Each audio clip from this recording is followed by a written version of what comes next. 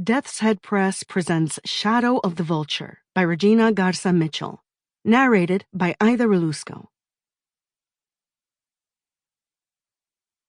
Para mi familia. 1. They had been fighting for months, the battles moving as each side pushed forward and fell back. This was to be the last battle. They had lost too many men, and the other side hadn't lost enough.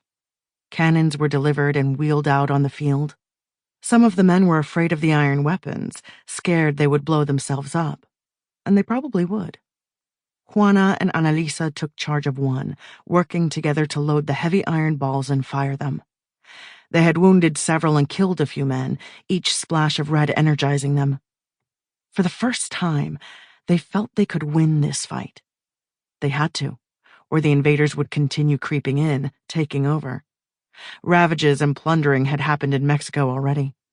Juana was determined it wouldn't happen to her parents, to her home. She finished tamping down the barrel and turned to her friend. Annalisa's usual smile was on her face, and then the left side of her head disappeared in a squelch of red-black. Smoke rose from her seared skin. She remained standing for a moment before crumpling to the ground. The world shifted, and Juana felt herself fall. Knew she would continue falling for the rest of her life. But she was still on her feet, and there was no time to help, no time to mourn or comprehend what had just happened. She had to fire the weapon herself. It didn't matter who had done it. They were all responsible.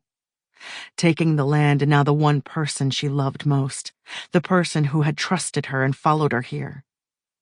She thought you would watch over her, be her guardian angel, Juana thought. But you let her die. Let them kill her. Annalisa is dead. The word echoed down the empty chamber that was her mind. Juana fired the cannon, the heavy ball falling uselessly to the ground, not hitting anyone. She looked around. Men were strewn on both sides of the field, some hurt, some dead. Some fell as she watched, bodies thudding quietly amidst the roar of cannon and rifle fire and screaming voices. Not all who fell were dead. She ran. Over the empty part of the field to the other side, ignoring the oft unreliable revolver in its holster on her hip, grabbing instead the knife her father had brought her from Monterrey. The shaft and hilt were pure silver, blessed by a curandero for protection. Symbols and sigils decorated its handle. She didn't know what the designs meant, but she knew they were powerful. Should have given it to Annalisa. Sample complete. Ready to continue?